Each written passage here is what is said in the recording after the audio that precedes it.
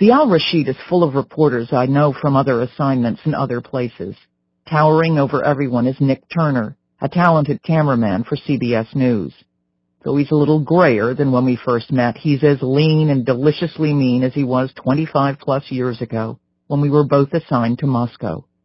He says work conditions are frustrating, and he reminds me of the former Soviet Union, where raising a camera had the same effect as raising an M16. Everyone scattered for cover. The Al-Rashid Hotel became world famous in 1991 when CNN broadcast from here during the Gulf War. It's a huge complex, and its cavernous halls, full of people I can only assume are intelligence agents, are slightly menacing. By the elevator, there's a man whose only job is to watch you get on and off. On the 8th floor, my new home, there's another man monitoring the hallway. His job, I suspect, is also to watch who comes and goes. It's indeed a familiar setup developed and perfected in the Soviet Union, where floor ladies were also the bane of my existence. When I first arrived in Moscow to be ABC's correspondent in 1979, I lived in the In-Tourist Hotel for a couple of months while I waited to move into an apartment. Vera Ivanovna was a surly presence whose cleaning was so thorough as to include a regular search of my belongings and the removal of my address book. Though barely over 5 feet, she also body-blocked anyone trying to visit my room. When I met her again years later, after Mikhail Gorbachev had lifted the veil of fear, she greeted me warmly and apologized for her behavior.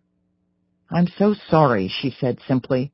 "I always wanted to make you some decent soup because you never ate anything," she recalled. "But I couldn't. You understand." We exchanged stories about her duties back then, necessary to keep her job, and my efforts to thwart her.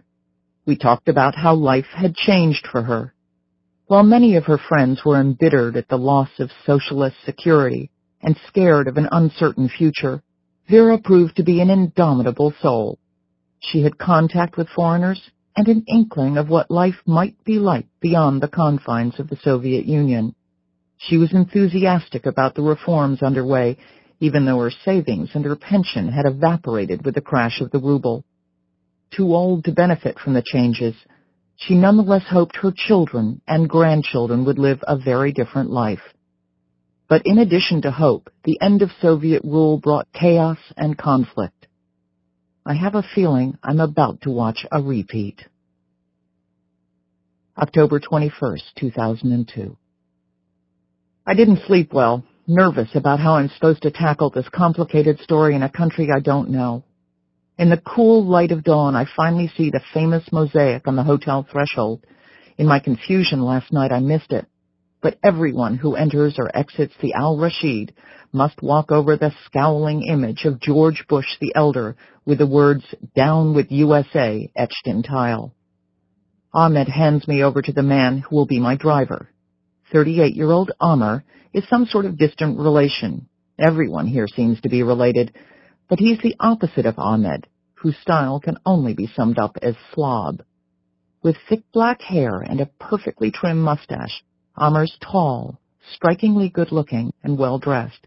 But most important of all, he has a decent command of English. Ahmed's language skills seem limited to dinars, dollars, and cents.